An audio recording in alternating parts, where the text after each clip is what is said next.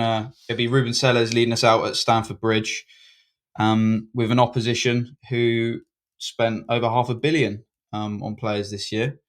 So yeah, actually, when you think about it, it's going to be a clash of the top two January spenders. So it's going to be a lot of cash on the field. How confident are you, Benji, that we can go there and get a result? I mean, and where do you realistically, given Chelsea's lineup's pretty predictable now. I think Potter's kind of found what he feels is his best 11, as adaptable as he is as a manager. He's with his formations. I think we kind of know what players are going to play generally. For us, it's different because of obviously Sellers is going to pick who he's going to pick, and there's been players ostracised from the squad altogether. Where first of all, how do you see it going? And second of all, where will this game be won and where will it be lost on the field? Like, where can you see the key areas on that field of play on Saturday? Where is the battle going to matter the most?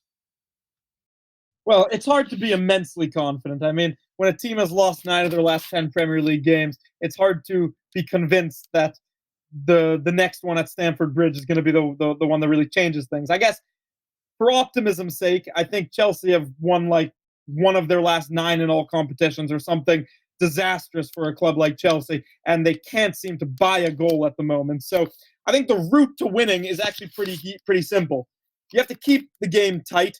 You have to hope that Chelsea miss their chances. You have to ensure that they don't score, or at least don't score the first goal of the game. And you have to somehow conjure up a goal from somewhere. Probably someone like Camel Dean, someone like Paul Onuachu, hopefully getting off the mark. Maybe Charlie Alcaraz, maybe a James Ward-Prowse free kick. You know, you have to get a goal from somewhere because you're probably not going to create a lot of chances. But I actually think that it's probably not the worst game to have for Ruben Sellers on his sort of like audition, because when you play a team like Wolves at home, particularly when you play a team like Wolves at home who then go down to 10 men, and I said this at halftime, I said Saints were in trouble because they absolutely had to win. There was no margin for error. They couldn't draw that game. They couldn't lose that game. They had to win. But you go to Stamford Bridge with an interim manager, with the turmoil going around, and you don't absolutely have to win that game. If Saints can somehow pull out a 1-1 draw, that's fantastic. If Saints lose 2-1, but they play decently well, I think there can be reason for optimism coming after that. I don't think anyone necessarily is looking at this game and going, this is where we have to start turning our season around, because that's just kind of unrealistic. Even Chelsea in horrific form, even Chelsea who can't seem to score a goal, they're still a squad of unbelievable wealth, a team that just spent 106 million on a central midfielder, and a team who has the players to click on any given day and desperately hurt you. So I think confident I'm not. Slightly optimistic that they can make it a game and then from there maybe do something. Yeah, I'll say that I'm slightly optimistic of that, but I think that the game will be won or lost based on their ability to keep Chelsea at bay and take a chance in the game, score a goal, and somehow keep a clean sheet.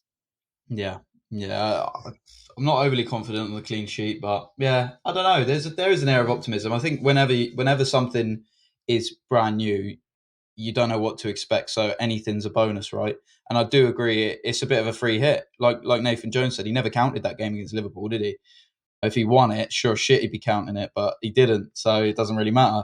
And actually, coming away from the Liverpool game, I was reasonably optimistic. I thought, you know what, we had one training session, we went out, we actually scored a goal. Like, we didn't play horrendously. We just made a couple of defensive errors, which is what we were expecting because we were just so leaky, you know. And I thought, actually, I'm quite optimistic. You know, he's now got the World Cup. He got all this time with them. Go forth and multiply. Never happened. But, you know, it does show if you go and you really apply yourself and you show signs, the fan base will get excited about that. They will take positives because that's all we can do at the moment. You know, if we dwelled on negatives, then no one would show up to St Mary's. So it's one of those things. We all show up hoping for a win or hoping the boys show us something to cling on to. How likely, given the photos and videos we've seen from the media team this week, how likely are we to see the return of our Croatian duo? Honestly, I have no idea.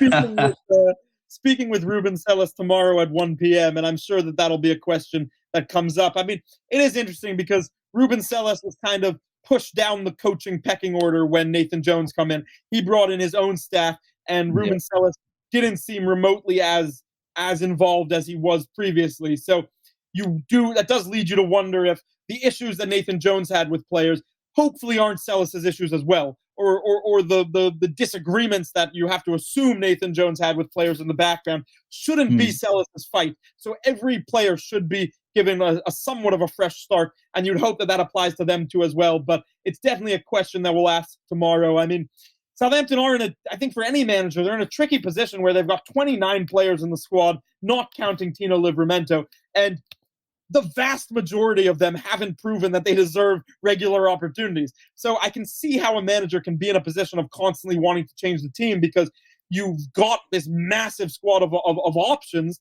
and none of the options are really showing that they deserve to be first choice. So I get Mm. the sort of general confusion about where to go in terms of team selection. I'm super curious to see what Sellis picks.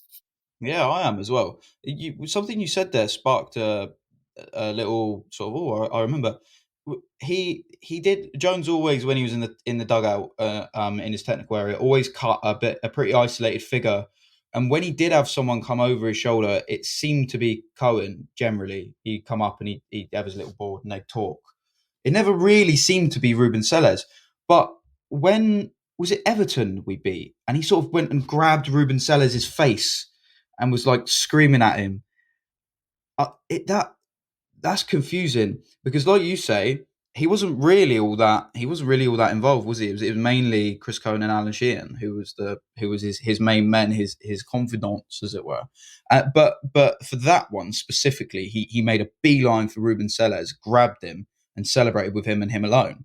And it does make you wonder: was that win orchestrated potentially off the back of a couple of things that Sellers might have put to him, and it worked, and he was excited about it, and he wanted to share the moment? Like, was that one of the compromises that he was happy to do, and it paid off? I mean, it's not answers we're ever going to get, but it's food for thought. It really is.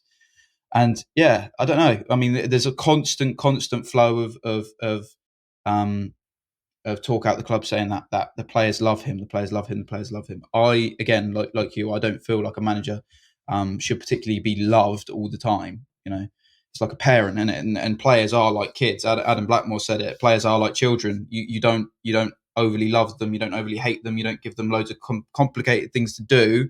You give them a job and say, get on and do it. And you give them the support. You put your arm around them. So I don't think they need someone who's just going to blow smoke up their ass or tell them, "Oh, you boys are brilliant and you can just play and I'll deal with the rest." I don't think they need that. But we'll see. You got a score prediction for this weekend, or dare to make one?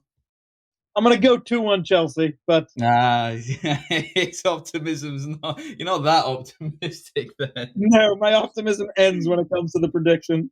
Yeah, I love it. I'm going to go for a very brilliant point. It's going to be a 1-1 draw. I feel like because we can't keep clean sheet, and I can't see us scoring two.